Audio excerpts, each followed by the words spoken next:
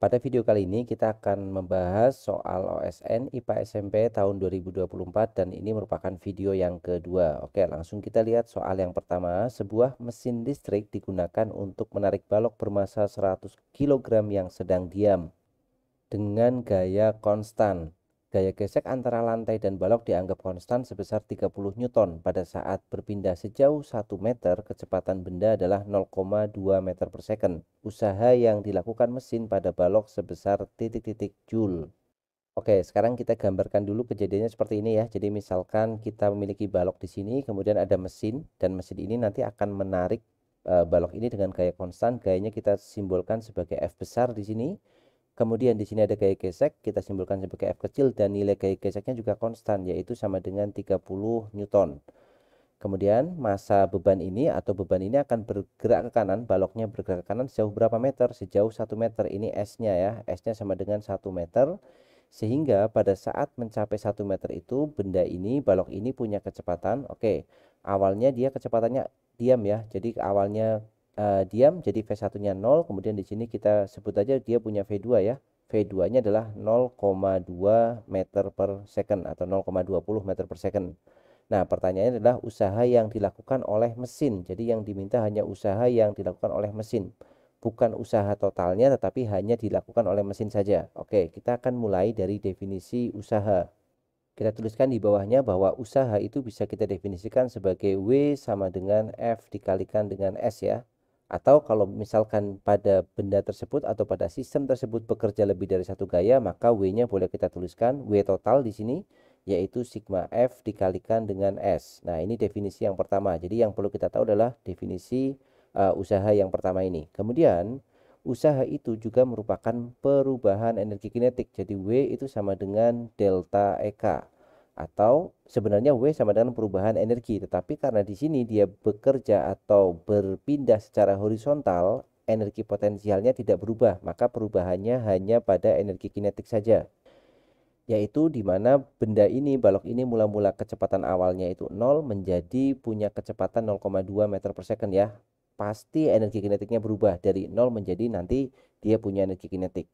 Nah, kita gabungkan dua persamaan ini. Yang pertama, kita bisa kerjakan dulu bagian yang perubahan energi kinetik ya. Jadi usaha atau W itu sama dengan delta EK. Delta EK artinya EK2 minus EK1.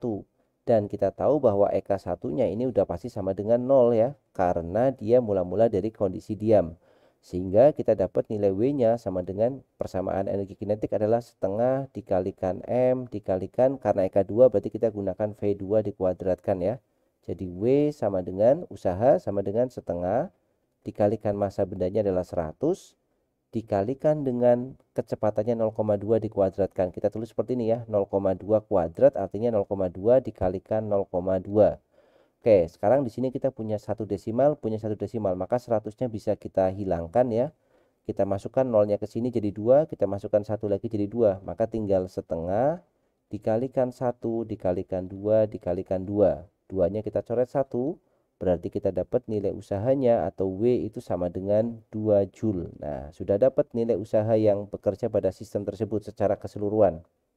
Sekarang kita masukkan persamaan atau nilai usaha 2 Joule itu ke persamaan yang pertama. Jadi 2 itu sama dengan sigma F. Sigma F-nya berarti adalah F dikurang dengan F gesek dikalikan dengan S, yaitu perpindahannya, yaitu 1. Berarti 2 dibagi 1 tetap 2 ya. 2 sama dengan F dikurangi dengan F geseknya adalah 30 ya. Berarti kita pindah ke sini. Jadi F dikurang 30 sama dengan 2. Artinya F-nya sama dengan 32 ya. 2 ditambah dengan 30 itu sama dengan F. Maka F-nya sama dengan 32 Newton. Nah, yang kita kerjakan di sini kita baru mendapatkan nilai F. Pertanyaannya usaha yang dilakukan oleh gaya F ini berapa? Maka kita tinggal masukkan W oleh mesin. Ya, W yang dilakukan oleh mesin berarti kita hanya menghitung F-nya saja ya. Jadi sama dengan F dikalikan dengan S tanpa sigma F, karena yang kita hitung hanya yang dilakukan oleh mesin saja. Maka ini akan sama dengan, kita tulis sebelahnya saja, F-nya adalah 32 dikalikan S-nya adalah 1. Sama dengan 32 kali 1. Kebetulan angkanya sama ya. Jadi kita dapat 32, di sini satuannya adalah Joule. Maka kita jawab pilihan yang sesuai adalah yang C. Nah, seperti itu untuk pembahasan soal yang pertama ini. Jadi cukup mudah, kita tinggal menggabungkan persamaan usaha yang F kali S dengan persamaan usaha yang sama dengan perubahan energi ya. Kita gabungkan persamaannya dan kita dapat nilainya sama dengan 32 Joule. Seandainya ditanyakan berapakah usaha yang dilakukan oleh gaya gesek, maka tinggal dibalik aja. Jadi misalkan ada pertanyaan W yang dilakukan oleh gaya gesek ya, kita tulis W gesek berarti sama dengan negatif F dikalikan S. Nah, negatif di sini menunjukkan bahwa bendanya berpindah ke kanan, gayanya ke arah kiri ya. Jadi ini sama dengan negatif 30 gaya geseknya dikalikan 1, maka sama dengan negatif 30 Joule. Nah, ini adalah usaha yang dilakukan oleh gaya gesek. Sedangkan usaha yang dilakukan oleh mesin nilainya sama dengan 32 Joule, seperti itu. Kita lanjutkan soal kedua, sebuah bola konduktor pejal berjari-jari 8 cm dan bermuatan 8 kali 10 pangkat min 11 kolom. Potensial sebuah titik di dalam bola yang berjarak 5 cm dari pusat bola adalah titik-titik volt. Kemudian kita diberi petunjuk atau keterangan bahwa nilai K itu sama dengan 9 kali 10 pangkat 9 Newton meter kuadrat per kolom kuadrat. Nah, ini soal yang berkaitan dengan topik listrik ya, listrik statis ya, lebih tepatnya adalah listrik statis. Maka kita akan mulai dari persamaan ini dulu. Apa persamaan potensial listrik ya? Potensial listrik itu biasanya disimbolkan dengan V. V itu memiliki persamaan V sama dengan K dikalikan Q dibagi dengan R ya. Q-nya kita ikuti soal aja, kita pakai Q kecil dibagi dengan R. R itu jaraknya, K itu nilainya sudah diketahui di soal, kemudian Q-nya juga sudah diketahui di soal. Nah, masalahnya di sini yang ditanyakan adalah R-nya itu 8 cm, tetapi yang ditanyakan adalah 5 cm. Nah, kita perlu tahu salah satu sifat dari potensial listrik pada sebuah bola konduktor. Oke, kita misalkan ya, kita gambarkan suatu bola konduktor di sini. Ini adalah bola, kemudian kita buat garis di sini ya, yang menyatakan jarak dari pusat bola kemudian sampai ke permukaan, kemudian dia keluar ya. Ini adalah nilai R-nya. Kemudian kita tahu bahwa jari-jarinya berarti sampai ujung atau sampai tepi bola ini dia punya jari-jari 8 cm nih. Dia punya jari-jarinya 8 cm, tetapi yang ditanyakan itu hanya sampai 5 cm. Jadi 8 cm itu yang warna merah, 5 cm-nya kita berikan di sini ya. Jadi misalkan jarak yang warna hitam di sini adalah 5 cm.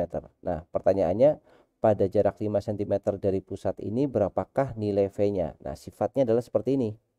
Jadi dalam potensial listrik itu dari pusat sampai ke tepi bola di sini, sampai ke ujung atau sampai ke kulit bola ya, tepatnya kulit bola, itu nilai potensialnya sama. Jadi dari pusat kemudian sampai ke tepi bola atau ke permukaan bola di sini, dia akan memiliki nilai potensial yang sama. Berapa nilainya? Ya ini V sama dengan K dikalikan Q dibagi dengan R, di mana R ini adalah jari-jarinya. Jadi R ini sama dengan jari-jari bolanya. Nah, kemudian kita bisa hitung. Maka misalkan seperti ini ya, pertanyaannya 5 cm, apakah tetap menggunakan 5 atau pakai 8? Yang kita pakai itu 8 cm. Maka kalau misalkan pertanyaan kita ubah bukan 5 tetapi misalkan di sini 3 cm atau misalkan di sini 7 cm, maka dia tidak akan berpengaruh selama masih ada di dalam bola, maka nilai potensialnya akan sama yaitu kaki per R. R-nya adalah jari-jari bola. Jadi kita bisa tuliskan V di 5 cm itu akan sama dengan V di 8 cm. Nilainya berapa? Nilainya kita hitung ya. Kita hitung di bawah untuk nilai V-nya.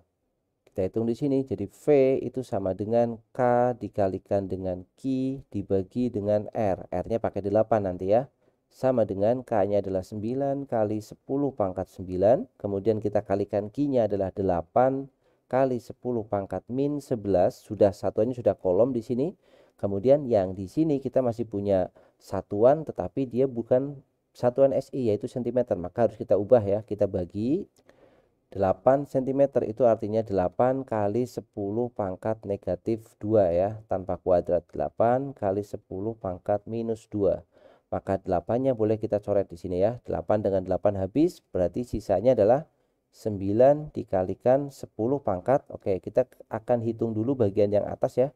Jadi 9 min 11. Kalau kalau kita punya eksponen dan kita kalikan, perlu diingat sifatnya ya. Kalau kita punya A pangkat N dikalikan dengan A pangkat M, maka pangkatnya kita jumlah A pangkat N ditambah dengan M ya, asalkan sama-sama A di bawahnya. Nah, di sini sama-sama 10 kan, berarti 10 pangkat 9 dikali 10 pangkat min 11 itu sama dengan 10 pangkat 9 min 11. Berarti 9 min 11 adalah negatif 2. Kemudian untuk yang bagian bawah ini juga kita punya 10 pangkat negatif 2. Nah, kebetulan pangkatnya sama, maka boleh langsung kita coret. Maka hasil akhirnya sama dengan 9 volt. Nah, jadi kita dapat jawabannya adalah pilihan yang C ya, 9 volt. Oke, kita ulangi lagi sekali lagi bahwa kalau kita akan mencari potensial listrik, mau itu di jarak 5 cm, mau itu di jarak 7 cm, ataupun di jarak berapapun, asalkan kurang dari jari-jarinya, jari-jari bolanya, maka nilai potensialnya sama ya. Nanti yang itu disebut sebagai ekuipotensial namanya. Nah, jadi misalkan pertanyaannya diubah, berapakah potensial pada 1 cm? Ya jawabannya sama, yaitu 9 volt selama dia masih di dalam bola. Jadi seperti itu. Kita lanjut soal berikutnya. Dari kejauhan sebuah benda bergerak konstan 10 cm per second mendekati sebuah cermin konvergen. Oke, di sini kita punya cermin yang bersifat konvergen. Apa artinya konvergen? Konvergen itu artinya mengumpulkan sinar. Berarti cermin ini pasti adalah cermin cekung ya. Jadi yang pertama kita dapatkan dari soal ini adalah cermin yang dipakai adalah cermin cekung. Dengan panjang vokal, vokal itu sama dengan fokus, nilainya sama dengan 20 cm. Kemudian pada saat T sama dengan 0, jarak benda ke cermin 60 cm. Ini adalah S ya. Jadi 60 cm di sini merupakan jarak bendanya pada saat waktunya sama dengan 0. Ini adalah S-nya ya. Kita tulis di sini dulu ya. Jadi S. Kemudian jika dinyatakan bahwa kita akan menghitung satu persatu dari pernyataan 1, 2, 3, dan 4 ya. Pernyataan yang benar itu yang mana? Maka kita gambar dulu untuk kejadian awalnya seperti ini. Oke, jadi di sini kita memiliki sebuah cermin cekung yang memiliki jarak fokus 20 cm. Jadi F di sini sama dengan 20 cm. Berarti nilai R-nya di sini 2 kali fokus berarti sama dengan 40 cm. Dan sebuah benda diletakkan pada jarak 60 cm ya. Kita misalkan bendanya pertama pada saat waktu T sama dengan 0 itu berada di posisi ini. Di mana jaraknya di sini S-nya itu sama dengan 60 cm. Ini terjadi pada saat T sama dengan 0. Artinya apa? Bendanya belum bergerak. Benda ini nanti akan bergerak mendekati cermin dengan kecepatan 10 meter per second. Jadi dia geraknya akan ke arah kiri sana. Dengan kecepatan berapa? V-nya sama dengan 10. Oh, bukan meter ya, tapi centimeter per second atau 10 cm per detik. Sekarang kita akan hitung satu persatu. Yang pertama, bayangan benda bergerak mendekati cermin. Oke, ini kita belum tahu ya bayangannya bergerak mendekati cermin atau tidak. Maka kita hitung dulu bagian yang kedua ya. Untuk poin kedua, pada saat T sama dengan 0 terbentuk bayangan 30 cm di depan cermin. Oke, berarti kita hitung pada saat T sama dengan 0 belum bergerak, maka S-nya sama dengan masih 30 cm. Oh, maaf, S-nya 60 cm ya. S-nya 60 cm, maka kita akan mencari S aksen. Berapa nilai S aksennya dulu yang pertama ini? Pada saat T-nya sama dengan 0, maka seperti biasa kita gunakan persamaan 1 per fokus sama dengan 1 per S atau 1 per SO ya, ditambah dengan 1 per S aksen, atau kalau yang biasa menggunakan SI berarti ini sama dengan 1 per SI gitu kan, sama aja. Oke, kita hitung nilainya, kita masukkan 1 per 20 sama dengan 1 per 60 ditambah dengan 1 per SI. Nah, kita tulis seperti ini. 1 per S aksen, maaf ya. Kita konsisten kalau di sini pakai S aksen ya, di sini menggunakan S aksen. Oke, kita kerjakan lagi di sebelahnya. Jadi kita pindah ruas 1 per 20 dikurang 1 per 60 sama dengan 1 per S aksen. Kemudian kita samakan lagi penyebutnya menjadi 60. 60 dibagi 20 adalah 3, dikurangi 60 dibagi 60 adalah 1. Sama dengan 1 per S aksen. Ini kita dapatkan nilainya 3 dikurang 1 adalah 2 per 60 sama dengan 1 per S aksen. Berarti S aksennya dapat ya. Jadi S aksennya itu sama dengan 60 dibagi 2, dibalik aja. Sama dengan 30 cm. Nah, ternyata betul ya yang nomor 2 ya. S aksennya sama dengan 30 cm dan ini bernilai positif. Kalau positif itu artinya di mana? Dia artinya ada di depan cermin. Berarti pada saat T sama dengan 0 terbentuk bayangan 30 cm di depan cermin. Nomor 2 betul. Jadi kita pilih yang pasti dulu. Yang nomor 2-nya betul, berarti yang B ini pasti salah ya. Kemudian yang nomor C masih ada 2-nya, D masih ada 2-nya, A masih ada 2-nya. Berarti kita belum bisa menentukan jawabannya ya. Kemudian kita hitung dulu untuk yang nomor 3. pada saat T kurang dari 4 detik, itu bayangannya tampak pada cermin. Oke, dia minta T kurang dari 4 detik ya. Pada saat T kurang dari 4 detik, maka kita ambil nilai T sama dengan 4 detik aja dulu. Jadi untuk pilihan yang ketiga, kita akan hitung misalkan T sama dengan 4 second. Nah, berarti sekarang bendanya ada di mana? Dia bergerak ya, dia bergerak dengan kelajuan 10 cm per second. Berarti pada saat T-nya 4 second, dia sudah berjalan berapa? Nah, perlu kita hitung. Jadi S-nya atau jaraknya ya, kita pakai simbol jarak aja. Jadi kita tulis jarak yang ditempuh selama 4 detik itu sama dengan 10 V dikali T ya, 10 kali 4. Jadi 10 dikalikan 4, maka sama dengan 40 cm. Maka dia sudah menempuh jarak 40 cm. Awalnya 60 cm, kemudian menempuh jarak 40 cm. Maka kalau dia menempuh jarak 40 cm, maka pada saat 4 detik itu posisinya ada di titik fokus ya. Jadi pada saat 4 second dia akan ada di posisi sini bendanya. Nah, dia tepat tuh di fokus dia. Nah, ingat kalau bendanya terletak di fokus, itu berarti bendanya tidak terbentuk bayangan. Berarti artinya apa? Pada saat 4 second karena terletak di fokus, maka dia tidak terbentuk bayangan. Tidak ada bayangan atau tidak terbentuk bayangan ya. Kita tulis seperti itu aja. Oke, berarti yang diminta di soal kan kurang dari 4 second. Maka kalau kurang dari 4 second, ambillah 3 second ya. Kalau 3 second berarti dia berjalan 30 cm ya. Coba kita tulis di sini. Pada saat T-nya sama dengan 3 second, berarti jaraknya itu sama dengan berapa? Jarak itu berarti sama dengan 3 dikali 10 ya. Jadi sama dengan 30 cm. Artinya kalau 30 cm dia ada di posisi mana? Dari 60 berjalan 30, maka ada di posisi 30 di sini. Ya, dia akan ada di posisi sini 30 cm kalau dia berada pada jarak pada waktu 3 second. 3 second itu kan kurang dari 4 second kan berarti kan. Nah, artinya sekarang 30 cm ini S-nya sama dengan 30 cm. Nah, ingat sifat-sifat dari cermin cekung. Dia berada di ruang 2. Kalau berada di ruang 2 itu pasti bayangannya nanti sifatnya pasti nyata kan. Kalau nyata itu berarti dia bisa ditangkap oleh layar. Berarti nyata, kemudian apa sifatnya? Terbalik dan diperkecil. Ya, nyata, terbalik. Oh, maaf, diperbesar nanti ya. Nyata, terbalik dan diperbesar. Maka pada saat bayangannya kurang dari 4 detik, bayangan benda tampak pada cermin. Betul ya. Jadi ini betul, bayangannya akan tampak juga pada cermin. Maka nomor 3 itu juga jawaban yang benar. Oke, sebenarnya ada yang kurang tepat ya di sini. Bayangannya itu bukan tampak pada cermin karena yang dimaksud di sini ya, bayangannya itu tampak harusnya pada layar ya, karena bayangan itu terbentuknya di layar bukan di cermin. Ini layar, ini juga layar ya. Kemudian pada saat lebih dari 4 berarti apa yang terjadi? Dia ada di setelah fokus ya kan?